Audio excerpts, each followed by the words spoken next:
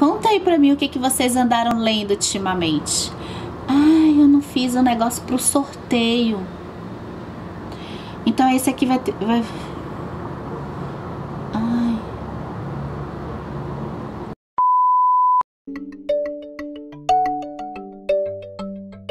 Eu vou começar esse vídeo dando um aviso que eu acho que vocês vão gostar, uma coisa até meio de novidade aqui no canal Comparando Livros.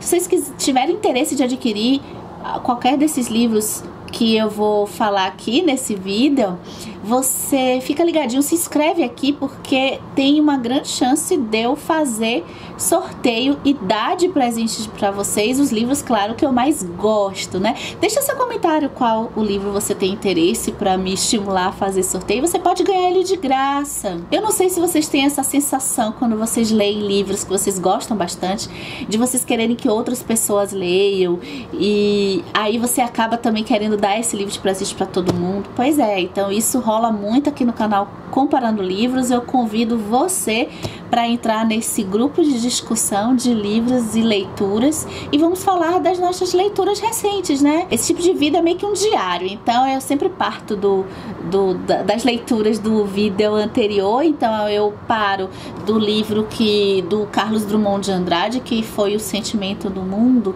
em que eu comentei sobre essa coisa da poesia, de entrar ainda como um bebê no mundo da poesia. Agora vamos continuar esse diário de leituras.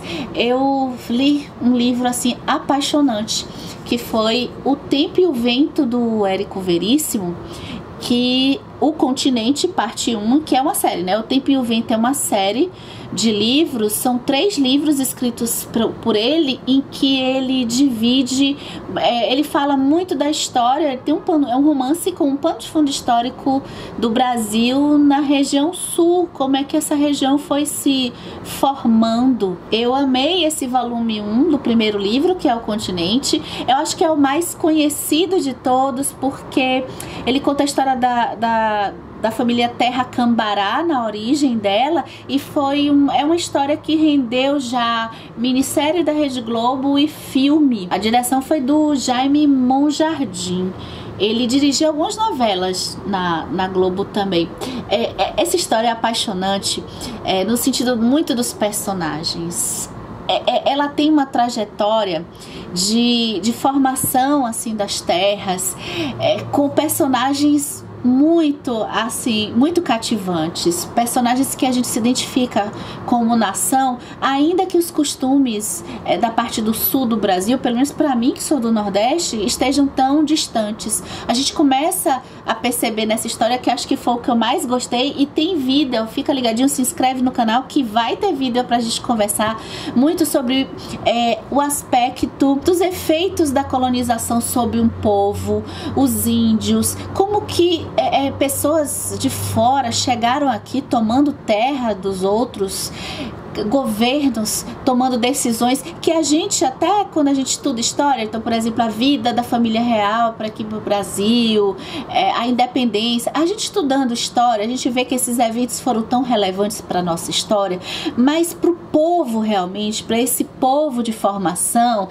essa treta política aí que tinha, não representava muita coisa assim. Quando ia repercutir somente na parte de guerras, e a gente percebe a diferença das mulheres desse povo que estava se formando ali por regiões que ainda não estava demarcada se iam fazer parte do Brasil ou se iam fazer parte do Uruguai. Então espanhóis e portugueses ali brigando, e um povo, mulheres e homens, que só queriam sobreviver, queriam um lugar para plantar e para comer, somente isso. O Capitão Rodrigo é o meu personagem preferido. A Ana Terra, ela é um exemplo, a gente vibra com ela, mas o Capitão Rodrigo, ele traz o que eu mais gosto nos livros, nos filmes também, mas nos livros é aquilo que eu vibro, que é a utilização do humor com o objetivo de passar mensagens fortes. A Nora Roberts, ela tem uma série, ela é bem conhecida como romance de época, romances românticos, mas ela tem uma série de romance policial, uma série que eu gostei ano passado, quando eu li o livro Testemunha Mortal, e eu tava no meio da série.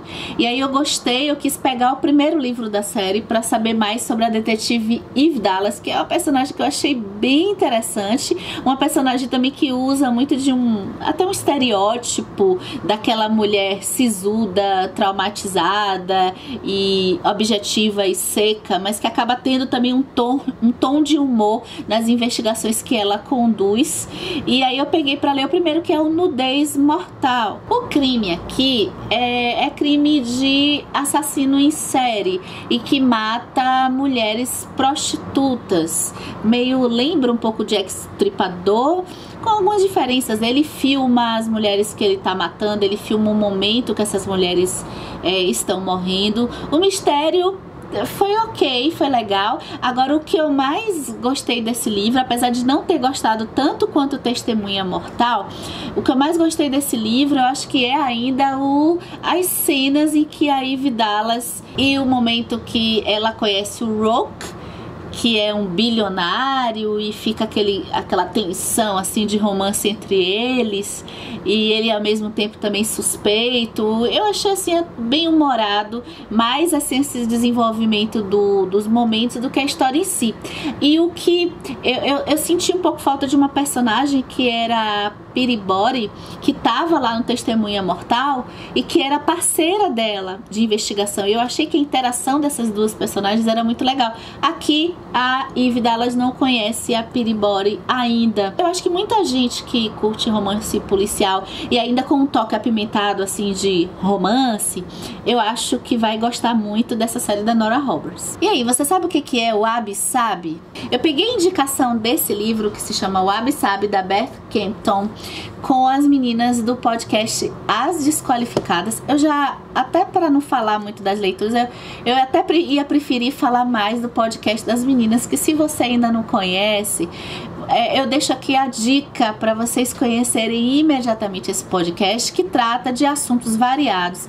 As duas meninas, a Camila Cabete e a Beatriz, elas são do mercado editorial, elas trabalham no mercado editorial, então de vez em quando tem pincelada de livros ali para elas discutirem, mas o assunto principal delas tem a ver com feminismo. E aí eu peguei a dica desse livro aqui do Wabi Sabi, que é uma espécie de filosofia japonesa, e eu fui conhecer que tá ligado um pouco a o espiritualismo, a percepção da vida como a questão cíclica que tem muito lá com o povo oriental. A gente tem muito essa visão linear, então a gente vê com peso o final da vida, as doenças da velhice, enquanto eles veem como uma questão cíclica, então o peso não é tão maior, então eles percebem que as coisas vão realmente terminar com um retorno à infância, uso de fraldas, incapacidade, essas coisas.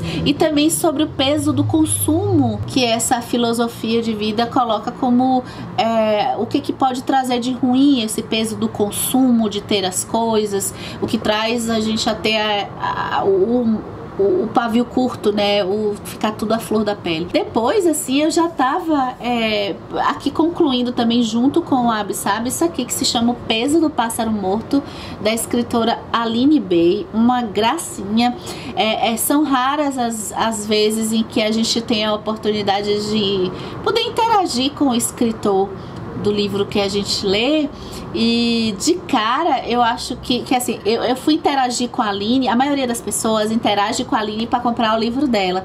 Eu comprei o livro dela direto na Amazon e acabei interagindo com ela depois de ter feito a leitura do livro. A história é bem dramática, é uma história a gente vai acompanhar a vida de uma mulher em diversas idades da vida dela. As idades aparecem até aqui no livro, então tem 8 anos, com 17, com 18, com 28, com 37, com 49, com 50 e com 52, e naquele estilo lá de fluxo de consciência, né, do tal discurso indireto livre, em que a gente tá dentro da cabeça dessa mulher nessas idades e percebendo tudo que ela está vivendo. O tema aqui é a perda.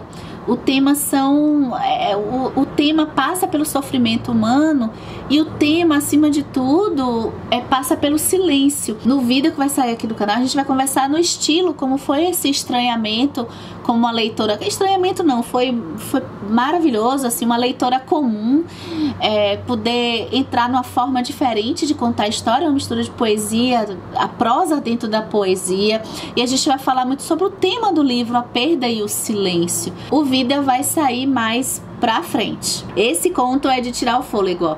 A história da sua vida, do Ted Chiang, que deu origem ao filme A Chegada. Uma história que vai abordar temas da linguística relacionada à física, na verdade uma história de ficção científica que a gente vai conversar sobre ele em vídeo também, tá bem legal. Não esquece de se inscrever para vocês ficarem acompanhando os vídeos daqui, porque esse conto, ele traz assim um pensamento assim, que eu nunca tinha tido antes. Primeiro, em relação a ser uma ficção científica bem densa, assim, eu tô chamando de ficção científica de raiz no vídeo, pautada em fatos que a gente vai aprendendo, e como que a relação da nossa fala, da constituição das frases, do nosso modo de escrever e de falar, representa muito do nosso modelo de pensamento. A história da sua vida traz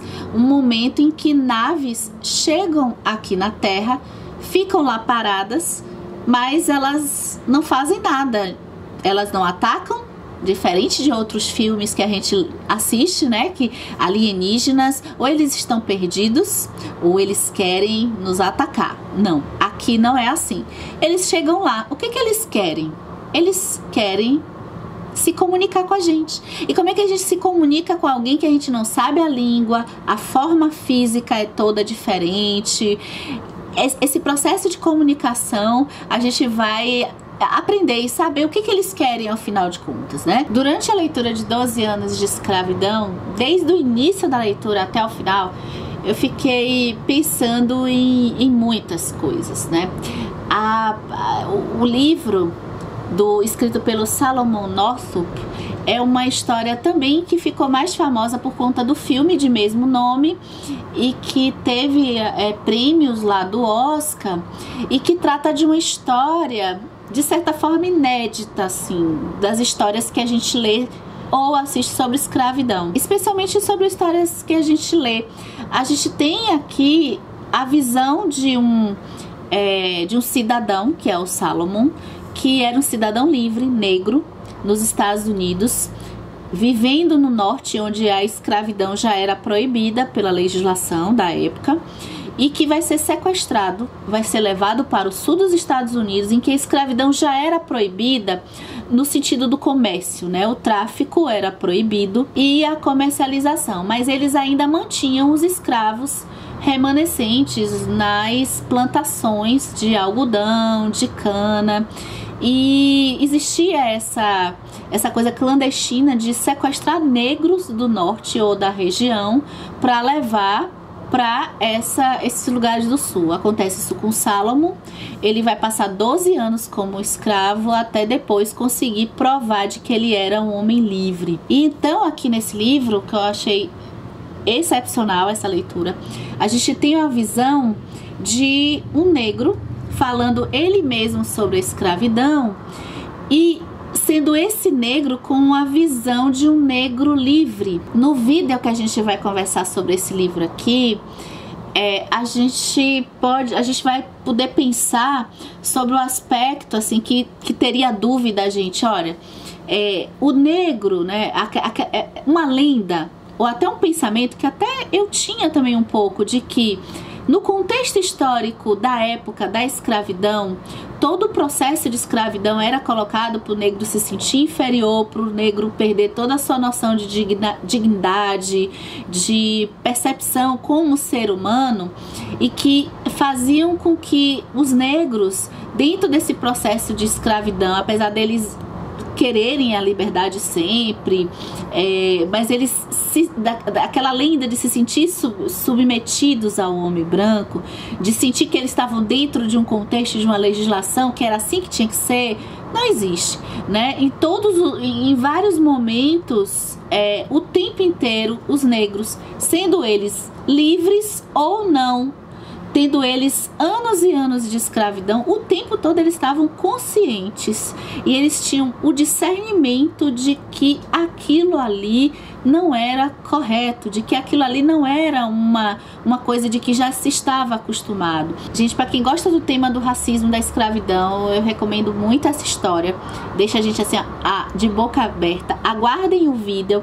Aí, tomara, eu vou ficar torcendo para vocês quererem ganhar esse livro de presente, porque no futuro eu tenho muita vontade até de fazer sorteio desse livro aqui. Tá, eu vou torcer para vocês botarem aqui nos comentários que vocês querem ele. Na minha busca por livros de humor, histórias engraçadas, histórias diferentes, assim, que não sejam chick-lits, que a gente já tá acostumado, eu vou aqui para Fernando Sabino, encontro esse livro que é O Grande Mentecapto. Uma história bacana sobre um rapaz chamado Geraldo Viramundo e suas aventuras. Ele é realmente um mentecapto, né? Ele desde menino, ele apronta bastante. É o tipo de livro que me lembrou um estilo Dom Quixote, mas eu não li Dom Quixote, mas assim, do que eu sei de Rádio Corredor, de Dom Quixote, me lembrou. E o tempo todo que eu li aqui esse livro, eu me lembrava de Os Trapalhões.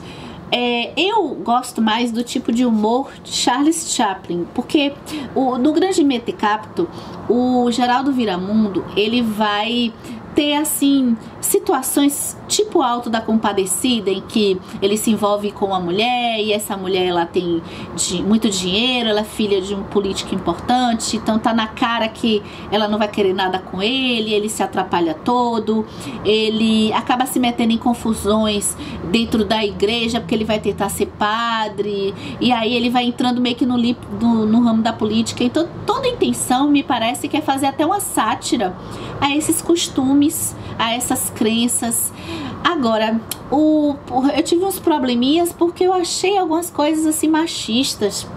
Aí, sei lá, eu como mulher, nos dias de hoje, no ano 2019, não tem como passar batido. E aí eu acho que seria bem melhor a experiência se não tivesse esses pontinhos assim meio misóginos na história. Eu fui conhecer uma história bem famosa aqui na internet, que é a História das Fronteiras do Universo, a série do Philip Pullman, que começa com A Bússola de Ouro. Vocês conhecem? Uma história de fantasia.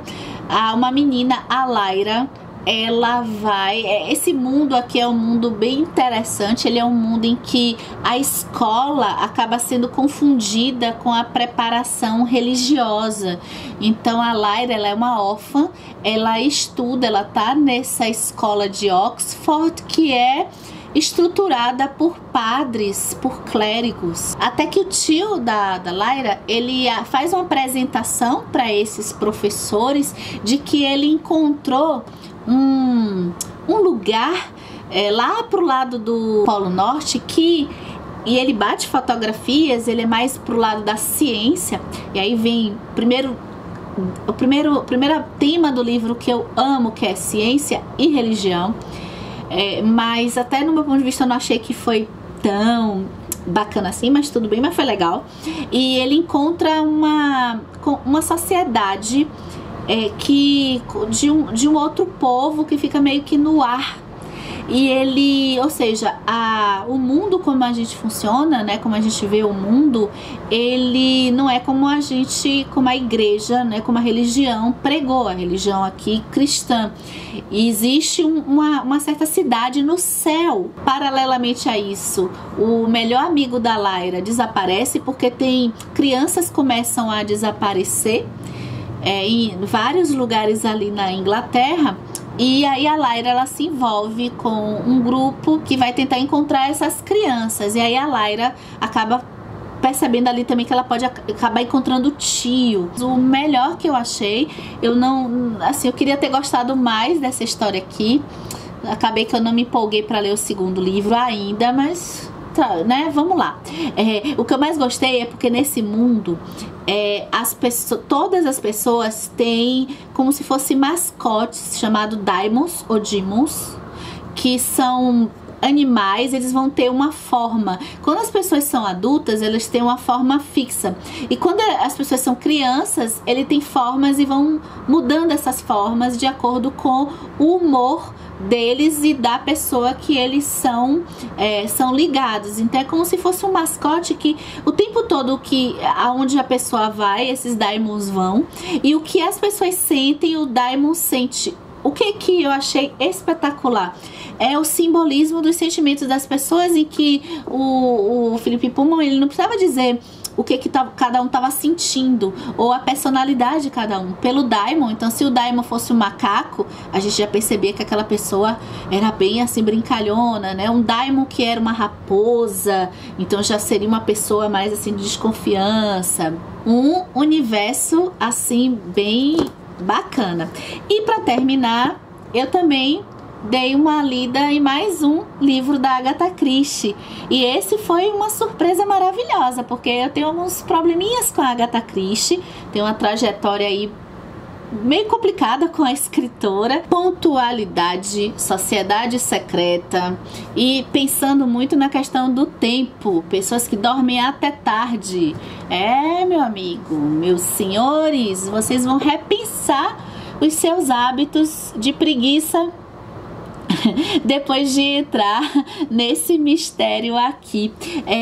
Esse é um mistério que não tem aquele detetive famoso que é o Poirot. Ele tem um grupo de... A gente vai ver alguns personagens novos que eu amei, que são jovens, e que eu não sei se vocês gostam dessa coisa um pouco meio de mistério gótico, tipo Scooby-Doo, só que aqui não tem um aspecto sombrio nem de fantasma, mas é policial, né? É suspense. Então tem assim aquela coisa de temos um grupo de jovens aqui, mas um de nós está mentindo, um de nós é o culpado, porque um dos integrantes do grupo, ele morre, e ele morre de um jeito bem misterioso. Ele é um cara bem preguiçoso, e o restante do grupo acaba meio que pregando uma peça nele, colocando 7, 8 relógios para ser despertado na mesma hora, para ele não perder o horário.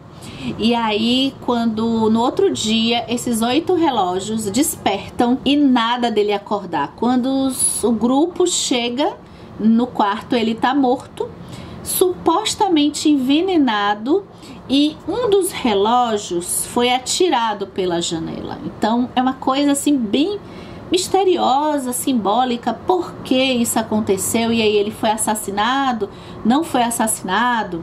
A polícia vai investigar, mas é aquela coisa Scooby-Doo mesmo. Só os meninos, o grupinho que dentro daquela coisa assim inusitada de não ser o investigador, é que acaba, acho que, trazendo uma coisa bem interessante na investigação aqui. Finalmente, acho que um livro... Esse ficou o meu livro preferido, junto com Os Elefantes Não Esquecem. Bem, acho que é isso. Me conta aqui o que vocês andaram lendo, e até o próximo vídeo.